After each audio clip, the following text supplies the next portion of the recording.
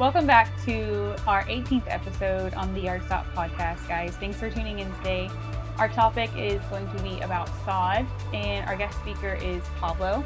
Pablo has been on the podcast, I think it was episode 2 that we had you, episode 2 or 3, and we talked about how to care for your plants and prep them for freeze. And today we're going to be talking about how to care for sod and all the questions that come with that. So welcome back, Pablo, and should we get started? Yeah, absolutely. Okay. Thank you for having me back. Yeah, thanks for coming back.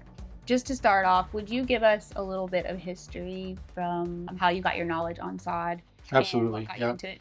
So I spent about 28 years as a firefighter paramedic, but on my days off, I was in the green industry. So for about 25 years, well, 27 total now, I've been in the green industry, and I started my business doing lawn care and lawn maintenance.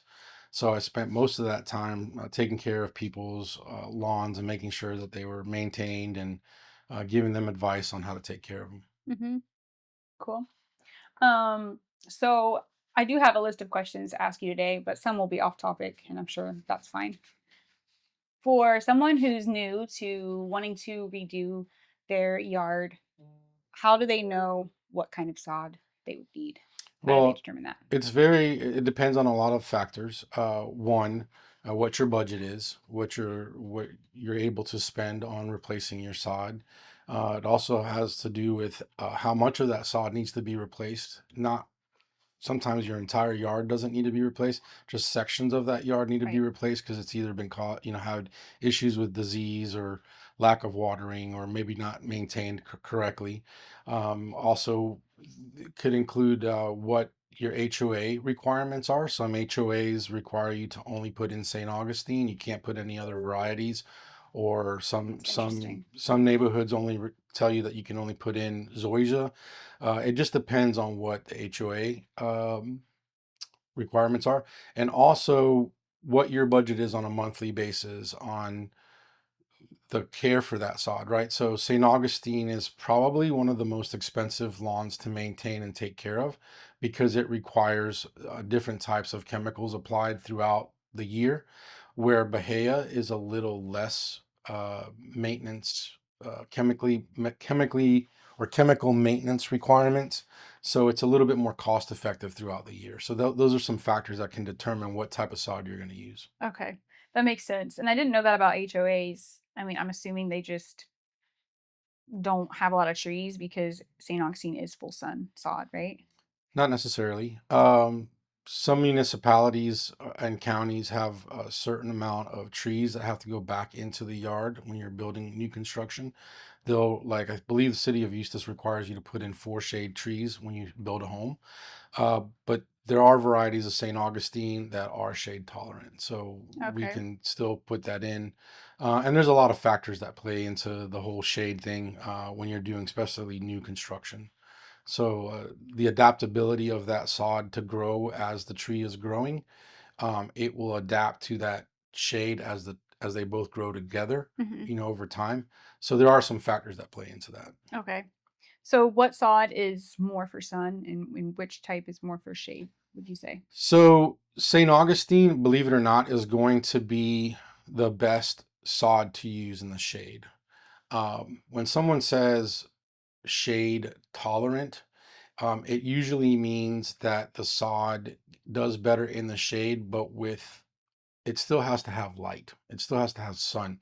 So it still has to have about 4 to 6 hours of direct sunlight at some Mhm. point. So there's no such thing as completely shade tolerant grass that can survive in 100% shade all day.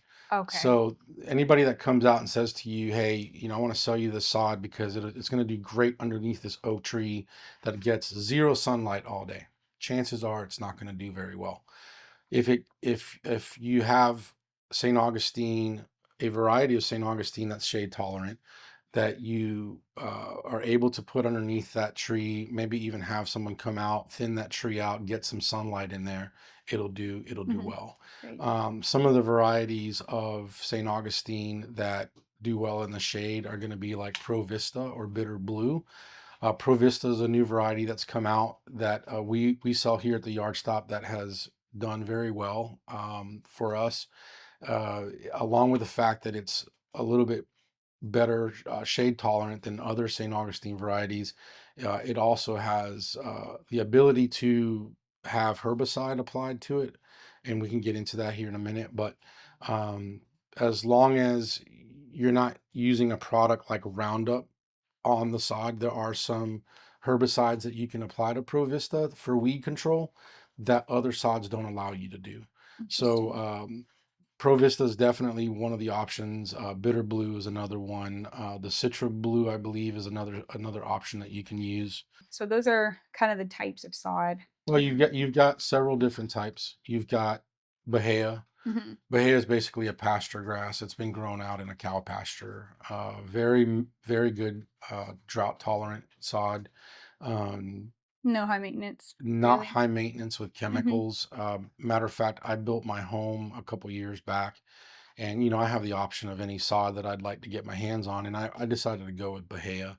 I've got, and I can show you, I've got some pictures here that we're gonna show our audience of what Bahia looks like if it's taken care of correctly. Hmm. And I'll put my yard of Bahia sod against some of the St. Augustine yards out there, and it really comes down to knowing how to take care of it and what it needs Hmm. on a weekly basis. And Hmm. it's just one of those sods that doesn't require a lot of chemical treatment.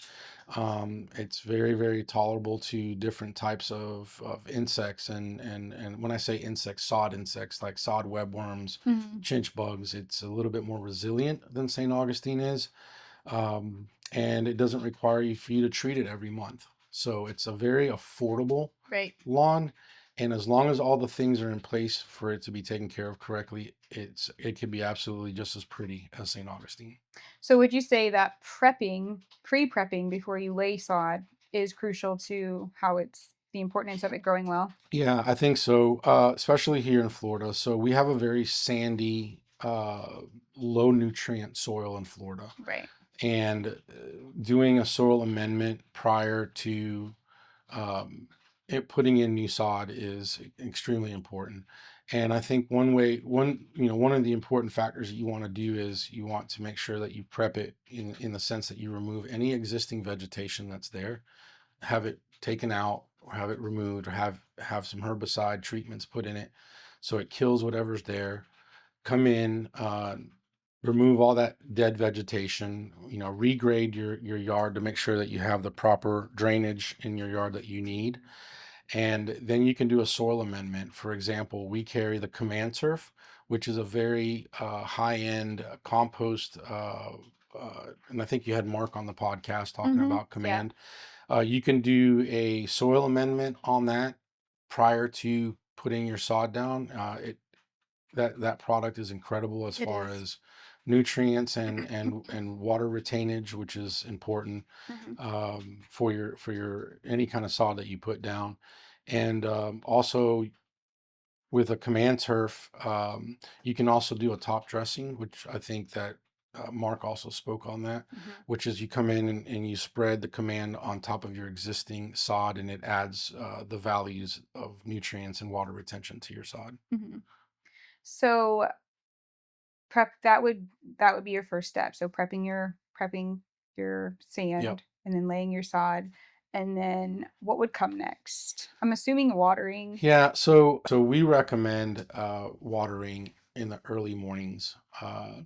Like for example, I use my yard. I start watering my yard around 6 a.m. Uh, I run my zones in the summertime anywhere from 45 minutes to 60 minutes for rotors, 20 minutes or so for my plant beds. I try to conserve as much water on my plant beds because they don't need as much water as the sod does. So I'll try to conserve as much water as I can in my plant beds and put it on my rotor zones or my sod zones. So you want to do early mornings. You don't want to do twice a day, like morning and night. The reason why is if you water at nighttime or in the evening, that water just sits there on the lawn all night long, which encourages fungus growth. Mhm. So I always tell folks, water in the morning, allow the sod to obtain what it needs, and then by lunchtime, it's going to absorb what it doesn't need and get that water off the turf. Okay. Yep. And then what about long-term watering? Long-term watering, well, when we first install the new sod, you want to water every day. And again, it's new sod, you're retransplanting it, so you want to encourage new growth, so you want to water every day. Once that sod takes and the roots have kind of taken, you can go back to following your neighborhood watering restrictions, or if you want to follow the St. John's Water St. District. John's Water District recommendations, which is twice a week. And again, for your St. Augustine, Bahia, 45 minutes to an hour on the rotors is plenty twice a week. That's more than enough water. Right. And for example, my Bahia, and again, you'll see the pictures on my Bahia, I only water the recommended 2 days a week, Mm-hmm. and it does great. But there's other things that I've implemented that help with that water retention.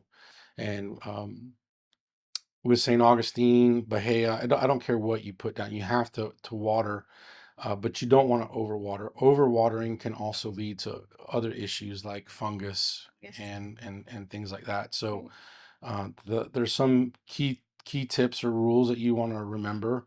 You want to look at your sod.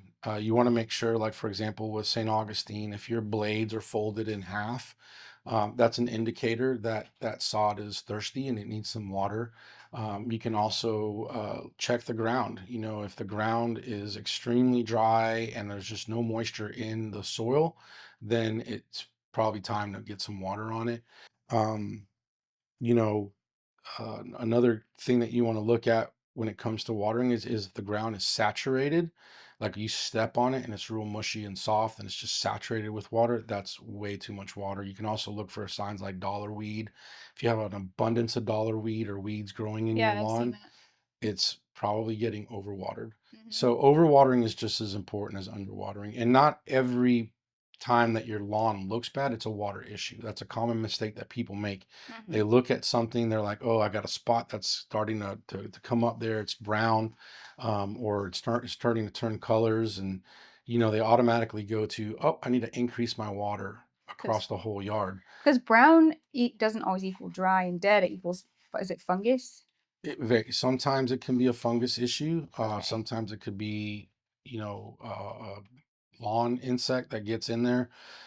You just kind of need to find out what's happening first before Yeah. you start making any adjustments, and then take a look at the rest of the lawn. Right. How does the rest of the lawn look? If the rest of the yard is flourishing and it looks great, but you've got one small spot that's starting to come out, Yeah. you need to look at it a little bit closer and find out why is that happening. Yeah. Because if it's a systemic problem across the lawn, you're going to start seeing it in other areas. Mm-hmm. But you want to get ahead of it quickly. You don't want to wait and procrastinate and not take care of it, because if it is a fungus or an insect, like sod webworms or chinch bugs or anything like that, the sooner you take care of it, the faster you're going to recover. If you wait and procrastinate and put it off, those issues can spread extremely quickly Mm-hmm. and fast. So the key thing to remember when you put in, like St. Augustine, for example, again, we talked about it a little bit earlier about how expensive it is chemical wise. You need to treat it within the first 7 to 10 days of putting it down with a fungicide, insecticide. You don't want to put fertilizer on it immediately. So first 7 to 10 days, treat it with a fungicide, treat it with an insecticide, let those roots take hold, and then after, maybe after the first 2 to 3 weeks, Right. you can apply some fertilizer. So your sod will take root after a couple weeks. Yeah, as long as it's getting water, as long as it's the prep work was done, it should take within a few weeks. Right. And you want to treat it before the bugs actually have a chance to get to it. You don't have Correct. to wait for it to have a problem to Correct. treat No, it. You want to pre-treat you it. especially St. Augustine. Mm-hmm. 100% you want to treat it within the first 7 to 10 days. You can do it yourself. We do have some products that we offer here at the yard stop that you can come by and take care of it yourself. Right. We recommend that you hire a professional company to come in and take care of it. And with St. Augustine, get them on like a quarterly program where they come in and they do the fertilization. They'll come in and do the fungicide and insecticide when it needs it. They'll also do a pre and post emergent for the weeds, and they'll set you up on a program to take care of it. And Yeah. there's a lot of great companies out there that'll do that. Just do your research, do some homework, look at reviews, find out who's doing the best work, and that's who you want to call and hire Mhm. to do it. So we've gone through prep, laying the sod, the fungicide, insecticide, watering, and then can you tell us about mowing? When should you start your first mowing? How tall do you mow it? So you usually within the first 7 to 10 days you can start mowing, and we encourage that because mowing your new sod encourages root growth, which is what you want. You want it to take, and so we encourage you to start mowing it. A lot of folks worry about, well, the piece is going to get sucked up into my lawnmower. Right. Uh, that can happen, but usually it doesn't happen. So we encourage that you mow. Once it's established, I recommend, and again, going back to this picture of the bahia in my yard, I mow my bahia at 4.5 inches during the growing season. And I do that for a reason because I want there to be long blades, not short blades, because long blades encourages thicker, longer roots.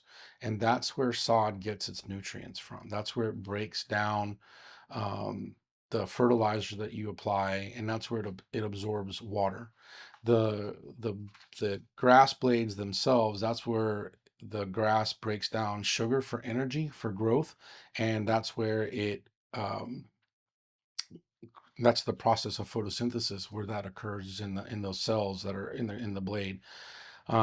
So you want to make sure you mow it high. That's going to encourage water retention. It's going to encourage stronger roots. It's going to encourage protecting the sod, providing a little bit more Mm-hmm. from the heat elements of the Florida heat. And you also want to make sure that you have sharp blades. Um, Why is that? so two things. One, it helps with the healing process of the blade. If there's sharp blades, also you won't see that gray appearance across your lawn, because that gray appearance that you're seeing, and you'll see in the illustration here that I've got, you're gonna see that if you have um, Rugged? rugged little edges, or Rigid, rigid little, maybe. Yeah. yeah, where it's not a Like nice. it looks torn, like Correct. torn grass Yeah. It's instead not of. a clean cut. I've seen that difference. Yeah. Yeah. So a sharp blade is going to give you that clean cut. That'll make your yard look greener and more Hmm. luscious. Whereas if it's got that torn look, and you can take a piece of your blade of grass and put it up next to a piece of paper and look at it, and you'll see where it looks torn. Yeah. If you start to see that, you know that that's your blades are dull. So you want to have a sharp blade on your lawnmower when you mow. Typically, I change my blades out probably every 4 cuts. I'll put some fresh blades on there, and I'll also, I can also tell when I'm mowing, if most of the lawn is getting cut evenly. If I start to see that there's some longer pieces in the Hmm. lawn, then I know it's time to change my blades. But mowing height is important.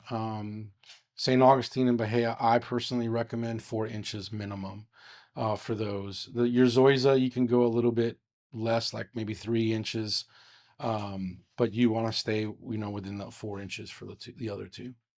And is mowing pattern a thing? Yes, Can you absolutely. explain a little bit about that? So you can create ruts going in the same direction every time, Mhm. which eventually is going to cause your mowing depth to change, because the more that your mower sinks into the lawn, the lower it's going to start cutting for you.